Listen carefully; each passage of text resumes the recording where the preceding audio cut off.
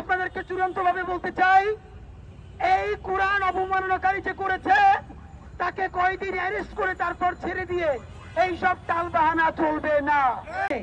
মুসলমানের কোরআন কারীম ছাড়া অন্য সমস্ত ধর্মগ্রন্থগুলো হইল literature, great art, great literature. এটা বাংলাদেশের বুদ্ধিজীবীদের বইয়ের তাকে থাকতে পারবে। এটা বিশ্ব সাহিত্য কেন্দ্র থেকে শুরু করে সকল বড় বড় যেই আমাদের লাইব্রেরিগুলো আছে সেখানে থাকতে পারবে, কারণ এখানে অন্য ধর্মের স্ক্রিপ্ট গুলো শুধু ধর্মগ্রন্থ না, এগুলো গ্রেট আর্ট, গ্রেট লিটারেচার। কিন্তু কোরআন শরীফ এটা হইল শুধু একটা ধর্মগ্রন্থ, এইটা কোনোভাবে গ্রেট আর্টও না, লিটারেচারও না, এটাকে বইয়ের তাকেও রাখা যাবে না, এবং এটা নিয়ে কথা বললেও বুদ্ধিজীবীতে থাকবে না।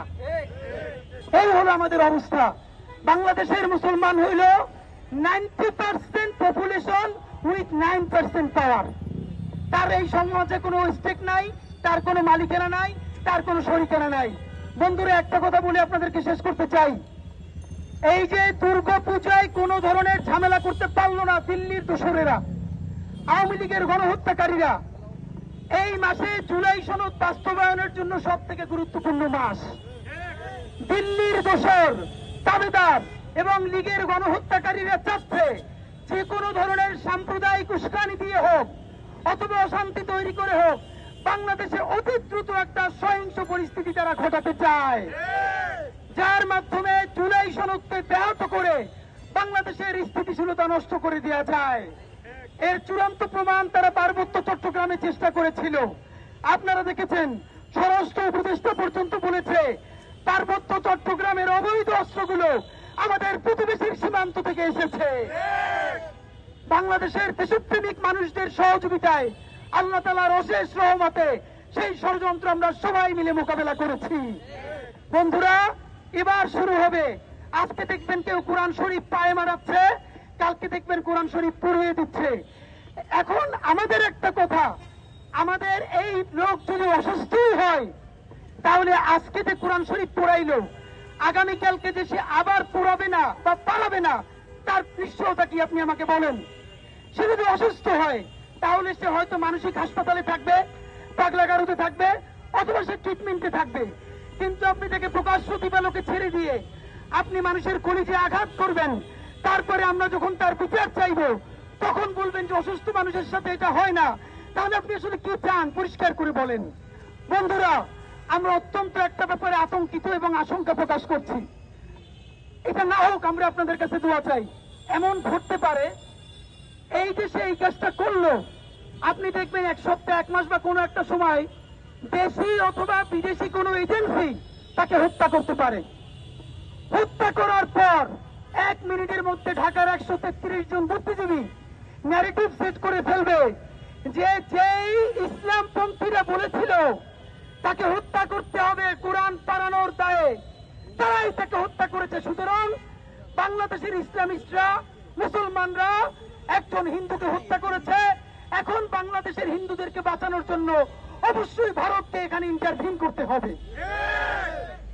এই পরিস্থিতি তারা তৈরি করতে চায়। আপনাদের মাধ্যমে বলতে চাই, কোরআন কারীম, ত্রিপিটক, বাইবেল, এই সমস্ত রিলিজিয়াস স্ক্রিপ্ট বাংলাদেশের প্রত্যেকটা ধর্মপ্রাণ মানুষের কাছে অত্যন্ত সম্মানিত। আপনি দেখেন এখানের আলেমরা মাঝে মধ্যে অতি কঠোর ভাষায় কথা বলেন, কিন্তু দেখবেন না কোন মাহফিলে বা কোনো প্রোগ্রামে তারা অন্য কোন ধর্মের ধর্মগ্রন্থকে আঘাত করেছে বা এরকম বাজে শব্দ চয়ন করেছে।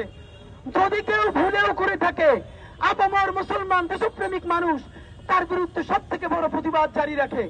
আমি আমার হিন্দু ভাই বোনদেরকে আজকে একটা বিনীত অনুরোধ করতে চাই, বাংলাদেশে কোন মন্দিরে অথবা যত জায়গায় হামলা করার চেষ্টা করা হয়েছে, বাংলাদেশের মুসলমানরা দিনে রাতে মন্দির পাহারা দিয়ে নিরাপত্তা নিশ্চিত করেছে। আমি আমার হিন্দু ভাই বোনদেরকে বলতে চাই, বন্ধুরা, এই যে কোরআন অবমাননা করা হলো, এর প্রতিবাদ করার একমাত্র দায়িত্ব কি মুসলমানের নাকি আমার হিন্দু ভাই বোনেরও? যতদিন না পর্যন্ত ইসলাম অবমাননা এবং কোরআন অবমাননার বিরুদ্ধে আমার হিন্দু ভাই, আমার হিন্দু বোনেরা প্রতিবাদ করার জন্য রাজপথে দাঁড়াতে না পারবে, ততদিন পর্যন্ত মুসলমানেরা যদি কলিজা কেটেও মন্দির পাহারা দেয়, আমরা ইনসাফের রাষ্ট্র প্রতিষ্ঠা করতে পারবো না। করি আগামীকাল শাহবাগে বাংলাদেশের ধর্মপ্রাণ হিন্দু ভাইয়েরা, খ্রিস্টান ভাইয়েরা, চাকমা ভাই বোনেরা, পাহাড়ি সমতলি সবাই মিলে আপনারা এই কোরআন অবমাননার প্রতিবাদ করবেন। তবেই আমরা বুঝতে পারবো দিল্লির আধিপত্যবাদ এবং গণহত্যাকারী আওয়ামী লীগের ষড়যন্ত্রকে ভেস্তে দিয়ে সবাই মিলে আমরা আমাদের ইনসাফের বাংলাদেশ প্রতিষ্ঠা করতে পারবো ইনশাআল্লাহ। বন্ধুরা, আপনাদেরকে চূড়ান্তভাবে বলতে চাই, এই কোরআন অবমাননাকারী যে করেছে তাকে কয়দিন অ্যারেস্ট করে তারপর ছেড়ে দিয়ে এইসব টালবাহানা চলবে না।